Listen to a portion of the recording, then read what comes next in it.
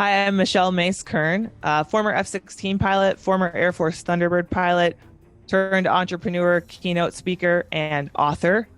On today's show, we're going to talk about some things that I don't normally talk about. We're going to dive into your inner critic, how you can rework that voice. We'll give you some specific strategies to keep it from running the show. We're going to talk about what Top Gun got wrong, specifically around leadership. And finally, a few tools that you can use to reframe imposter syndrome and anxiety to excitement in just 6 seconds. Congratulations! You are tuned into Dov Baron's Leadership and Loyalty Show, the #1 podcast for Fortune 500 executives and those who are dedicated to creating a quantum leap in leadership. Your host, Dov Baron. He's an executive mentor to leaders like you, a contributing writer for Entrepreneur Magazine, CEO World, and he's been featured on CNN, Fox, CBS, and many other notable sites. Dov Baron is an international business speaker who was named by Inc. magazine as one of the top 100 leadership speakers to hire. Now, over to Dov Baron. Welcome, dear friends, fans, and fellow aficionados of leadership excellence. Thank you for joining us on this episode of Leadership and Loyalty Podcast. I'm your host, Dov Baron. I'm here to assist you tapping into the one thing in your business that changes everything by transforming meaning into action. Curious to know more? Simply go to dovbaron.com. That's DOVBARON.com. Did you see the movie Top Gun? Did you love it? Did you fall in love with it? Did you wish that you could be a Top Gun? What are the leadership lessons in Top Gun? And what if those leadership lessons are actually a bit off? In fact, maybe quite a bit off from what you will actually need to be a great leader. Not saying it was a bad film. That's your choice. But when it comes to leadership, maybe there's some profound lessons inside of that. Well, that's where we're going in the next 2 episodes with our special guest. I'll tell you more about that in a moment. As always, we need your help to stay relevant. So please do us a favor and go to wherever it is you tune into the podcast from, and do us a favor, rate, reviews, and leave us subscribe and leave us a really nice little note. It really helps enormously. We do really appreciate that. If you are a regular listener to us, well, thank you to you for making us the #1 podcast globally for Fortune 500 listeners. And we're honored and grateful to be cited by Inc.com as the #1 podcast to make you a better leader. All right, let's dive right in. Our guest for the next 2 episodes is Mace Curran, also known as Mace. She spent 13 years as a combat-proven F-16 fighter pilot. Think about that. Her career culminated with a 3-year tour flying for the Air Force Thunderbirds, where she became only the second woman in the team's history, 69 years, of flying as lead solo. Upon leaving the military, Mace founded her company called Upside Down Dreams, where she empowers women and men of all ages to overcome obstacles and face their fear of failure. She now inspires others outside of the cockpit as a keynote speaker and, would you believe it, as a children's author. She has been featured on several well-known media platforms, including the Kelly Clarkson Show, CBS Evening News, and Glamour. Mace was a combat-proven fighter completing missions across Europe, Asia, and the Middle East. She has a passion for pushing her limits and inspiring others and changing lives. Ladies and gentlemen, please put your hands together and help me to welcome Thunderbird, Mace Curran. That is about the best intro I have ever had on all the podcasts I've done. Thank you for having me. So great to have you here. Thank you. And again, I want you to know that I appreciate you being with us. I know you're busy. You got a lot going on, and you're busier than ever since all this has happened for you. So before we start, I always like to start with the same question, which is, what is the origin story of what gives your life meaning? I love this question, and I think that my answer is a lot different today than it would have been a few years ago. Oh, that's interesting. Good. Yeah, and you teed it up really nicely with all the bio that you provided, because when I went to the Thunderbirds, I kind of unexpectedly found this purpose in having this ability to inspire other people and finding it so rewarding that it actually eventually became my favorite part of the job, even more than the really cool flying that everyone sees when Really? they think about the Thunderbirds. Yeah. And so that's what, drove me to create my business, to leave the active duty military, to leave the cockpit of a F-16 and to become an entrepreneur. And I'm sure we're going to dive a bunch more into why I felt so compelled to connect with others in that way. But I think I found a passion for that. And I like to say that I got to be a planter of seeds and, inspire people with these little small interactions that could really push them to go chase down something that they've been wanting to do. And I don't think there's, anything more rewarding than that. It's interesting. A very good friend of mine, JT, was a kid who saw the Thunderbirds when he was a kid, right? And was flunking out of school and failing everywhere, but wanted to be a pilot. Mm-hmm. And eventually, through a lot of trial and error, made it to become a fighter pilot. But it was the inspiration of seeing these guys doing these crazy things. And I say these guys because it probably was just guys back then, right? Yep, totally. When was the first woman? I know you were the second. So when was the first? So the first woman to fly with the Thunderbirds at all was in 2005. So wow, that's really recent. Not that long ago, exactly. And I was the second solo. I was actually the fourth woman to fly in the demo in any capacity. And now we're on to the team's 70th year. So not very many of us. No. So, in the corporate world, we talk a lot about women breaking through the glass ceiling, but this seems more like a concrete ceiling. How did, talk to us about that side of it, because you're saying you want to inspire people, but let's look at it from that level, because this, like I said, it doesn't seem like a glass ceiling. It seems like a concrete ceiling, let alone to lead, because that means you're kind of the CEO of that six at that time, right? Yeah. So as a lead solo, I was basically in charge of the two of us, the solo element. Right. But I mean, there's definitely still a leadership element to it. I think that I hear the stories of the women that really were the trailblazers in the early 90s when combat cockpits first opened to females.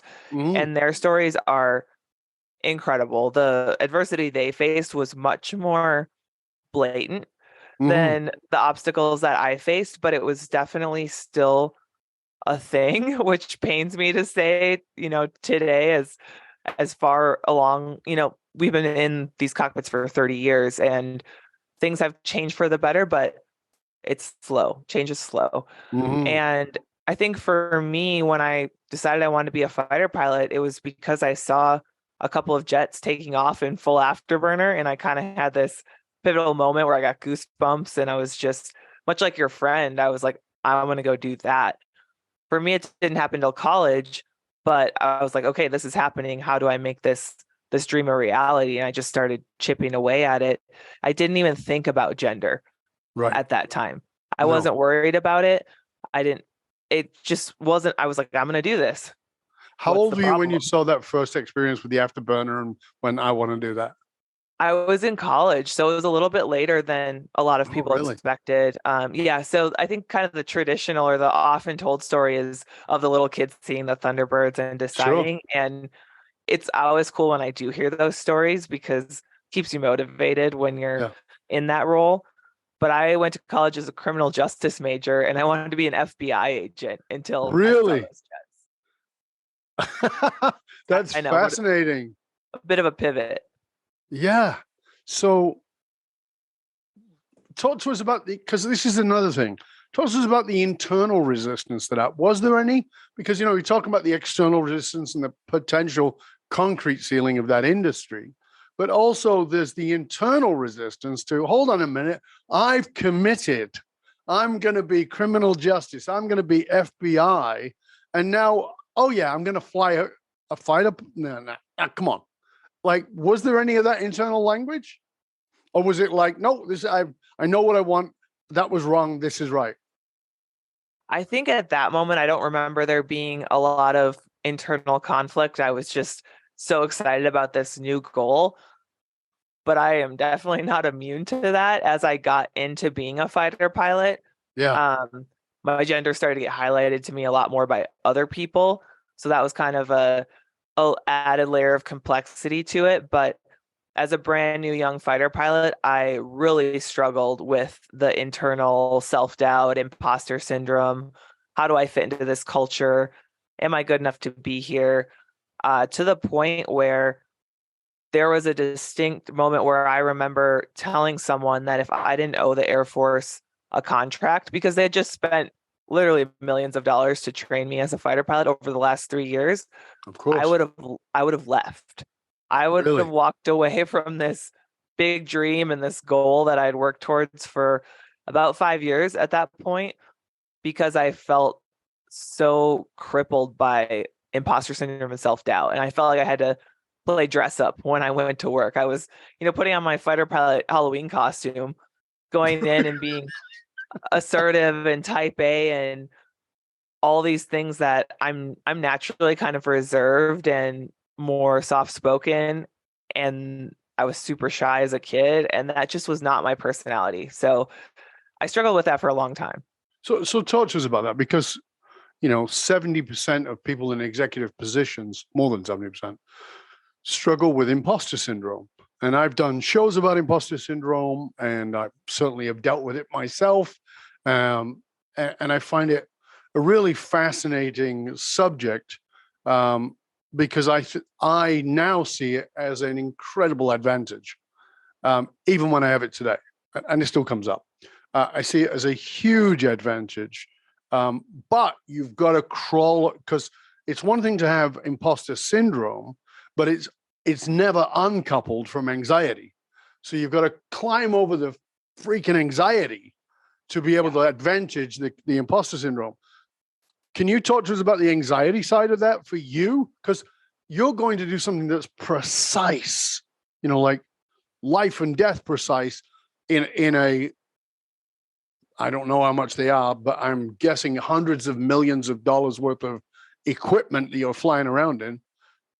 Talk to us about the anxiety of being in charge of that thing and feeling the imposter syndrome at the same time. Oh, I mean, it was a huge thing. I learned early on that I had to compartmentalize that kind of stuff. Right. And that's probably not, I guess, the healthiest way to handle it over a long term.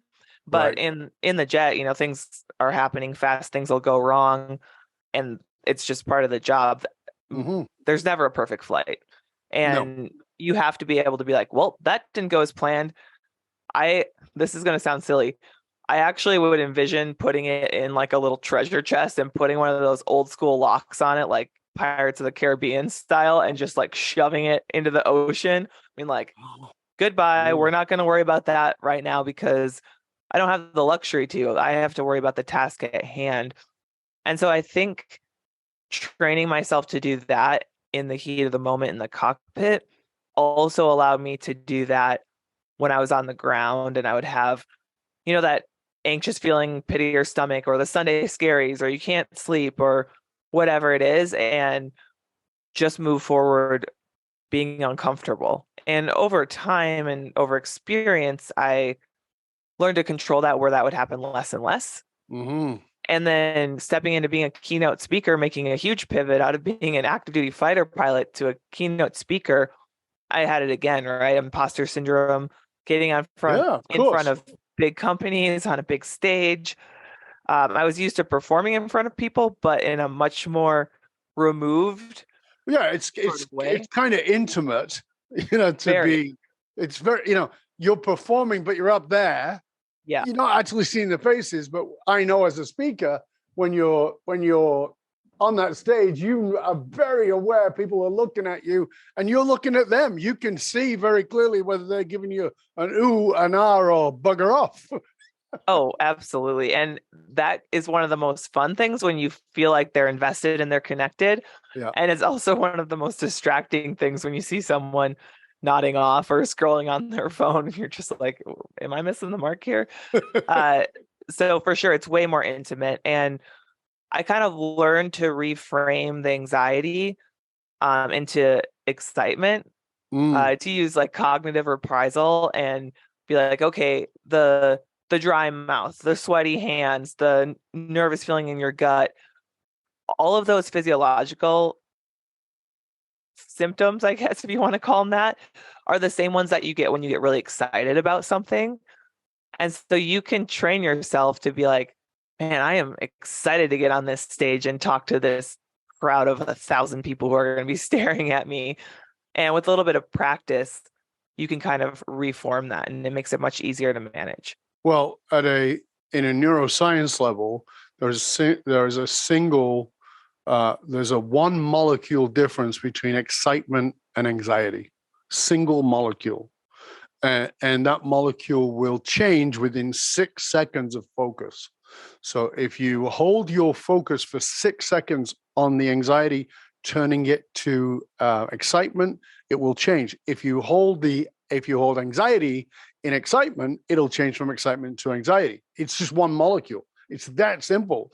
But at the time, it can feel debilitating. Of course, not for you, for me, for any of us.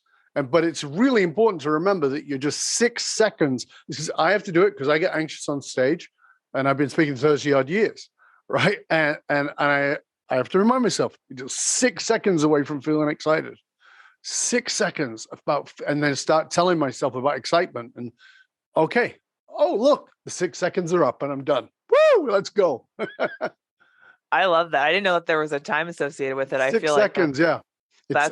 It's such a short amount of time. I'm going to for sure use that on my next speech where I feel a little bit nervous beforehand. Yeah, there's some really cool neuroscience around it that I studied in the probably 2003, 2004. So it's been around a while. You know what I mean? It's 20 years old now, but it's still very valuable information. Let's talk about something that happened. So we kind of understand you, but then there's another piece here, which is you wrote this piece, as I talked about it at the beginning. A lot of people were very enamored with the movie Top Gun, and you put out a lot of great videos on your LinkedIn and Instagram that are sort of from the cockpit. You've shown those, and on that same platform, LinkedIn, you wrote a post that went absolutely viral by pissing off a lot of people because you said Top Gun got it wrong. I wrote an article recently, put it on there, pissed off a lot of people, and I'm like, yeah, that's good. But not like you. I mean, you got hundreds of thousands of people who really engaged with this. Tell us a little bit about this, because you are the Top Gun person critiquing this movie, and you were told you're an idiot. Yeah, you gotta love social media. Yeah, everybody's a genius. Yes, that was interesting because I've been writing on LinkedIn quite a bit as I stepped into being an entrepreneur, and it's just a great platform with, a free way to reach a lot of people in business. And someone had told me, you could write a contrarian post, which when people disagree with you, you get a lot of traction. Mm-hmm. And I was just like, that's not really my style, whatever. Well, I accidentally did it. And yes, it was like the most viral post I ever wrote. I think it came at a little bit of a cost as far as the stress and anxiety that it caused, which is dumb considering all these people are keyboard warriors and not even meeting me face to face. And apparently many of them have never flown planes. No, and apparently many of them didn't even look at my profile to realize what my background was. But yeah, I think it was a short post, and this first line was something like, the new Top Gun movie is epic but inaccurate. And I loved the movie. I thought it was very entertaining, and I actually said that right at the beginning because I want to be honest about how I felt about it, but I guess that also should have been a little bit of a buffer for not offending so many people. But then I wrote just a really short paragraph that the way the characters are portrayed, or at least some of them, as being very overly confident to the point of arrogant. And you saw some of that in the first movie as well. those personalities are weeded out in training. They don't make it through pilot training, much less through all the wickets that are required to become a fighter pilot. And then in the plot of the movie, these aren't only fighter pilots, but these are the best of the best. Yes. So there's confidence that comes with that role, but the arrogance is what gets people killed. And what makes American fighter pilots in any branch really, really good at what they do is our willingness to step into this debrief environment, be humble, and take criticism and feedback and admit mistakes and learn from them and work together to move forward as a unit, as either a flight or a squadron, to be as good as we possibly can. And a lot of other countries struggle with that, especially countries that have more of the kind of in your face bravado type culture. Mm-hmm. And we've worked with these different units from various countries and seen it time and time again. And we are very good at the Air Force's equivalent of Top Gun is called the weapons school. And the weapons school kind of motto is humble, approachable, and credible. And the Air Force in general and fighter pilots in general work really, really hard to embody that. And so I know it's for Hollywood, and that was one of the comments that I got again and again was, it's just a movie. You must be fun at parties. Okay, Karen. Which I'd never thought I'd be called Karen, but here we are. It's an overused phrase. And I feel really bad for everyone who's named Karen at this point. I have a very good friend called Karen, and her and I laugh about it a lot. Right. Because it's become such a phrase for people to throw out there. But yeah, people were pissed. So these were, as I said, these were people who don't have your background. So were they just upset that you were criticizing this beloved franchise, or were they upset that you were reframing what a Top Gun is? Both. Oh, really? I think I had people chiming in from both of those viewpoints. I would say the bulk were just like mad because it was for Hollywood enjoyment. Right. It was for entertainment. They took their creative license there, which of course they did. And of course, yeah. I thought it was a great movie. I love that it's done so well and that it's brought kind of fighter pilot culture into the forefront of mainstream media. But they just couldn't accept that I would possibly dive into it deeper. But then I had many people who actually said things like, oh, I've met those fighter pilot jocks when I was in the Navy, or I've met Air Force fighter pilots at X event, and they're all very arrogant. And so I think there's still this misconception that the confidence that you see in a brief interaction from the outside represents their whole personality. And I can tell you from the inside that bravado does not fly in the squadron. I wrote an article that is actually, I think, going to come out tomorrow, and where I talk about the distinction between arrogance and certainty. And the difference between arrogance and certainty is the arrogant leader is not curious, whereas the certain leader has certainty about what they're doing, but they do so with absolute curiosity, meaning they will debrief what went on afterwards. They will ask for input going in, but when they do the thing they're doing, they do it with absolute certainty. And the thing about that is that if you're insecure, you will see certainty as arrogance, and you'll see arrogance as certainty, and they're vastly different.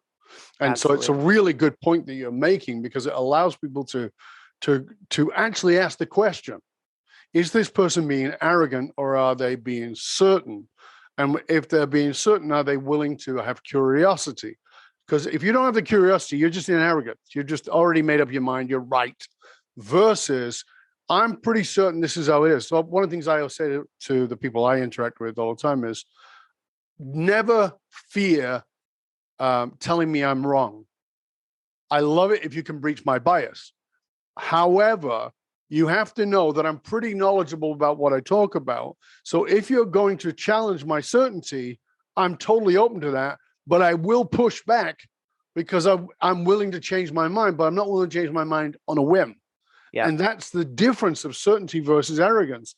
And so what I'm hearing and what you're saying is there's a lot of certainty because you've got to have that to pull the stunts you're pulling, but there's no room for arrogance. Have I got that right?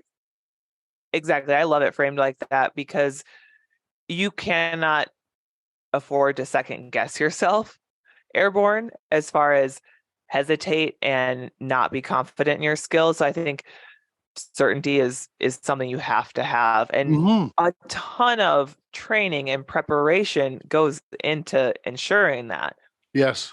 But where the arrogance really cannot be there is when you're back on the ground, when you're taking sometimes 4 times as long as you were airborne to sit there in a debrief and dig into every little thing that went wrong and peel back the layers to figure out why it happened, if it was human error, if it was lack of information, if it was a miscommunication, to get down to this root cause so that you can fix that root cause the next time you go fly to be better. And that happens regardless of people's rank, which I think everyone is always surprised by.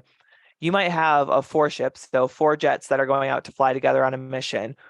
And oftentimes the flight lead, the person leading that entire mission from planning to airborne all the way through debrief, might be a young captain, someone in their late 20s. Their job at that time in their career is just to fly all the time. So they are very good tactically.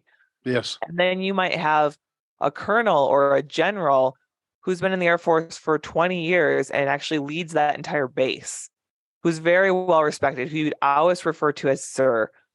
And he was originally a fighter pilot, so he's still maintaining currency. So he might be flying as a wingman. Yes. And he has 4 times as much experience in the cockpit as that person leading. But airborne, the flight lead is given the autonomy and the trust to make those quick decisions. And then in the debrief, that person is leading the debrief. And General so-and-so likely will have made mistakes during that flight because turns out most of their time is taken up by strategy and leadership, and their tactical skills start to suffer to some extent. Of course. So they make more errors than your younger pilots a lot of the times.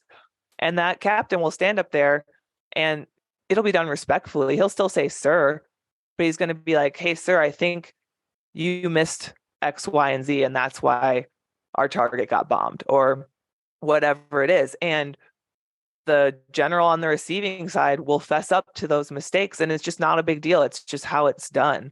And it's really cool to see that feedback go up and down the chain of command, kind of regardless of the role and the rank. There's very specific roles for the mission that day, and those are held pretty sacred. So willingness to analyze regardless of rank.